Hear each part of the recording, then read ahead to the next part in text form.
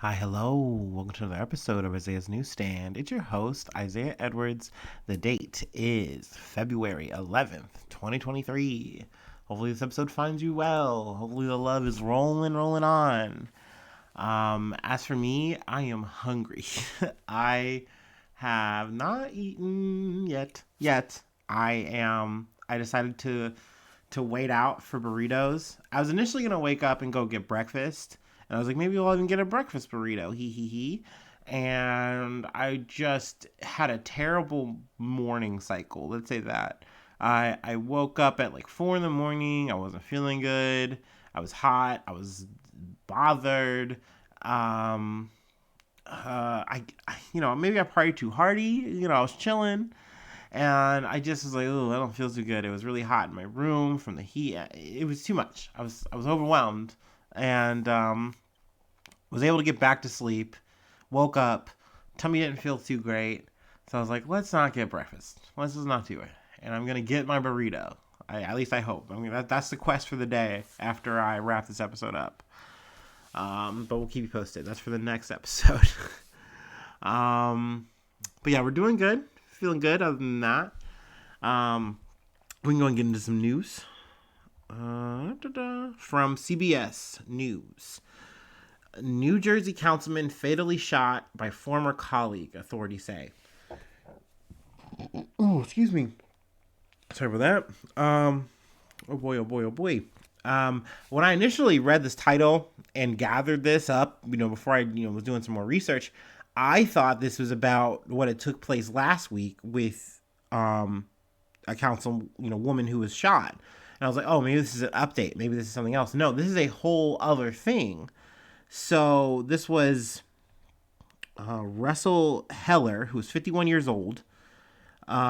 He was fatally shot in New Jersey this week, marking the second attack in 7 days, where an act of gun violence resulted in the death of a local elected official in the state.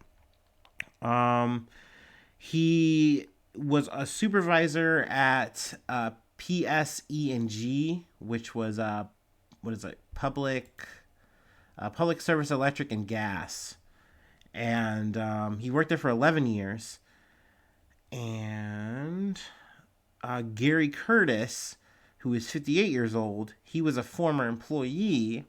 I guess they had a work dispute, and from that dispute, Gary shot him, and they found his body first, Heller's, and then they later found Gary Curtis, who had taken his own life, inside his car,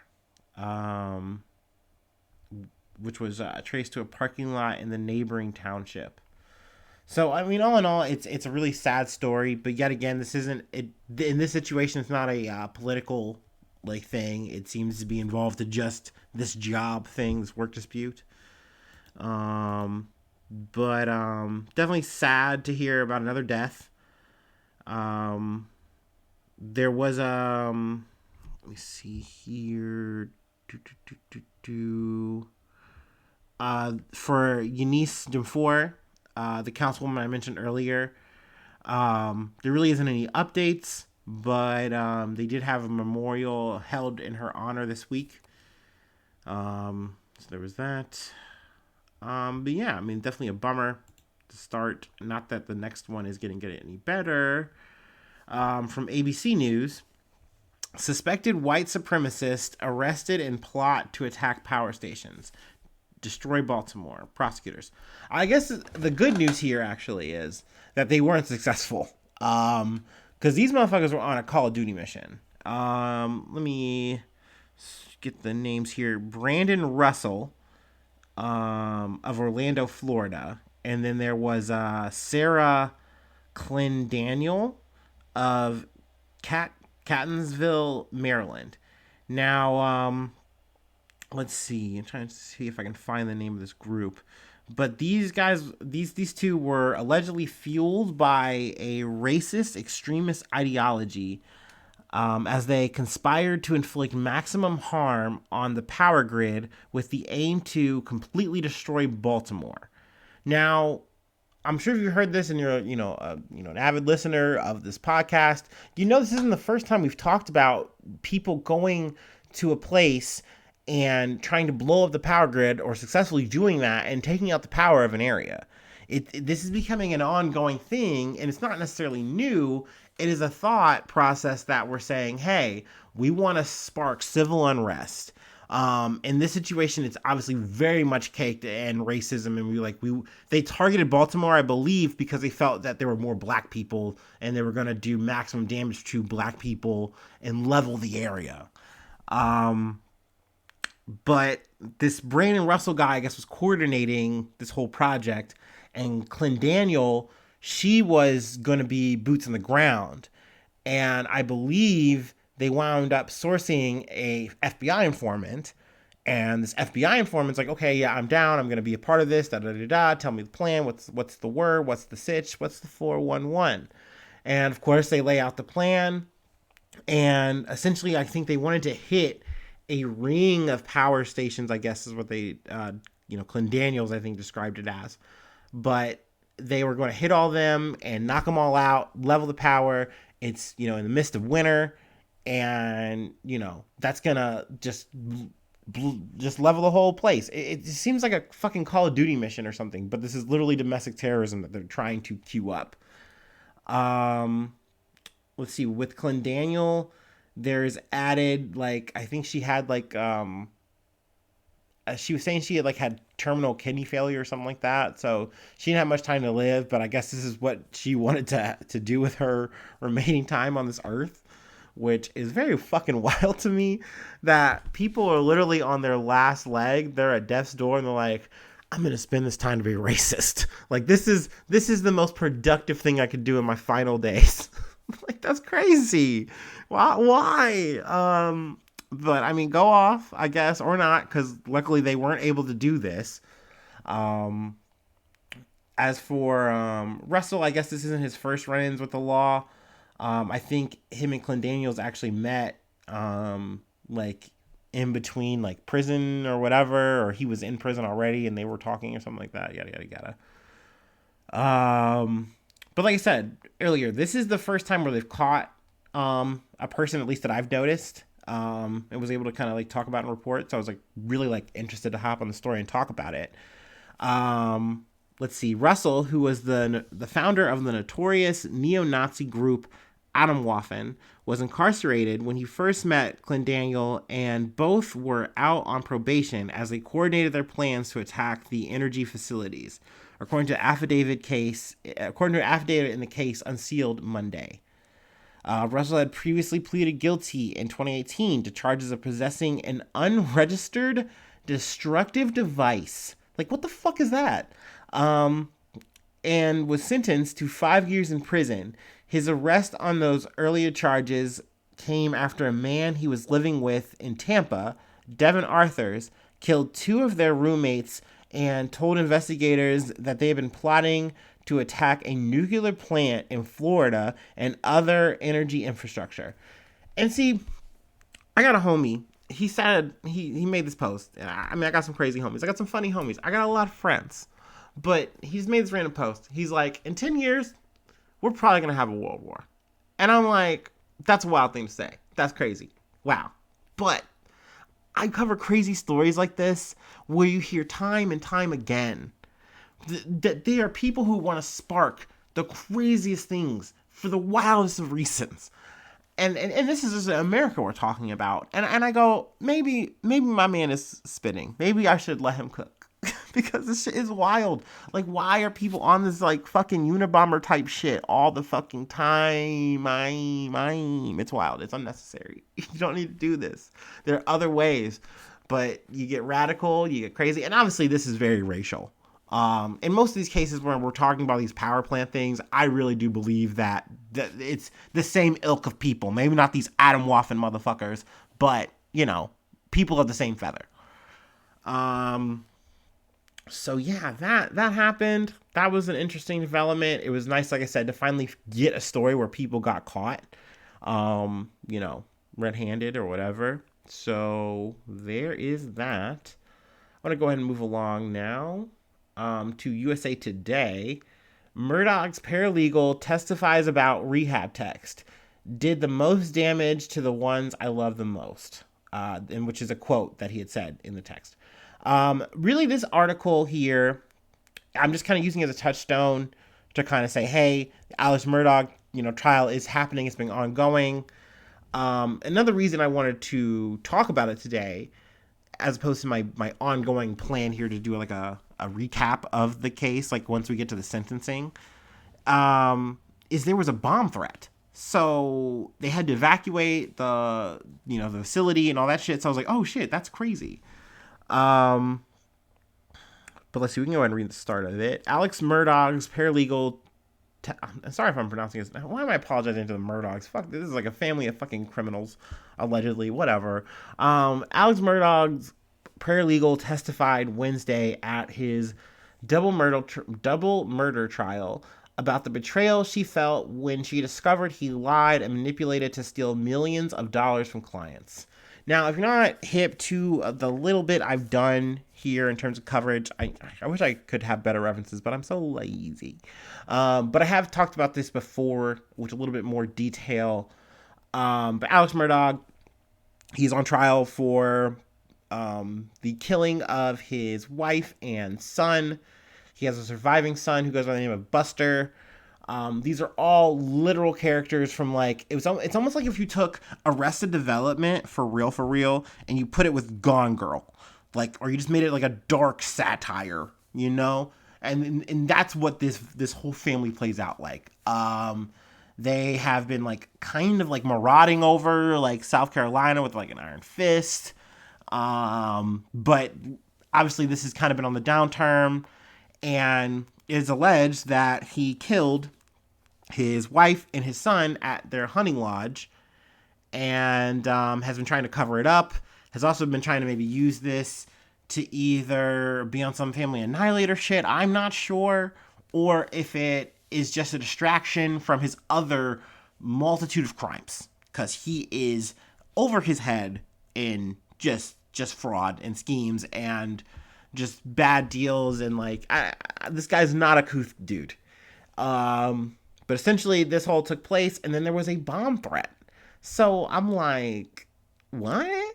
This is it's soap opera levels of shit. I don't know in terms of, let's see, let me just read a little bit more. Wednesday's testimony was disrupted after state agents said a bomb threat was called into the courthouse. The trial restarted around 3 p.m. after police searched the courthouse with testimony on Murdaugh's vehicle data. So, I mean, that's more or less it. They got to go back to the trial. So essentially a hiccup, sorry. But like I said, I want to do a recap on this when we get a verdict. I really want to see how this shakes out. There's a lot of details that even I'm not even up to speed yet. News comes at you fast. But yeah, interesting development, and I'm glad this motherfucker is, facing his demons, because there's a lot of this shit. I mean, he has this at the precipice, and then there's just so much financial shit that he's up against. I think it's in the hundreds of counts. So, I mean, my man is fighting for his fucking life. Excuse me. Let me move on, and now these next couple stories I actually got from a friend. They hit me up, and shout out to Tyler T. Thank you so much, sir.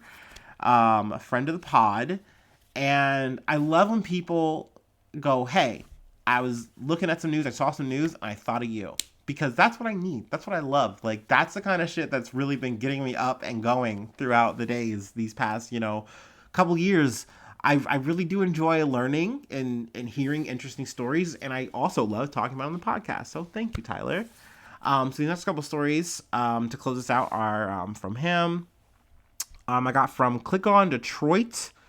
Teacher charged after bomb threat found at Hazel Park School. Police searched school and did not locate a bomb. So, have you ever had a friend, or have you ever been the friend, it's okay, where, you're talking, you're hee-hee ha-haing, maybe it's in a group chat, and you're like, ugh, gotta go to work, shit fucking sucks, You should like totally just do a little bomb threat, hee hee ha ha tee hee, and then someone maybe laughs, lol, is like, oh, dialing now, and obviously you don't do that. It doesn't happen. But some motherfuckers are crazy enough to dial it in. Obviously when it comes to schools, students will do that. I don't know. I haven't heard of too many work situations where this happened. That's why this was like, oh shit. And honestly, I'm kind of, happy, jovial about this, little light, because there wasn't a bomb threat. It's serious, whatever. Yeah, totally. But Paul Jacobs of 30, he had been a teacher at the school for 2 years, and he decided, you know what? I'm just done. I don't want to work. I want to bang on my drum all day, okay? And I got this note, and he places the note, which I believe they have on camera. Like, they catch him literally live, 4K, and, talking about this bomb, and they check it out, and, no dice, no bomb. So Jacobs is now facing a misdemeanor count of a violent threat against a school. He is expected in court on February 28th for a probable cause hearing. He was arraigned last week and has a $10,000 bond. So yeah, that was not a good silly goose moment. Let's say that. And I'm gonna move on out, and I want to close out with my typical break. But yeah, this is a cannabis story that we're gonna close out on.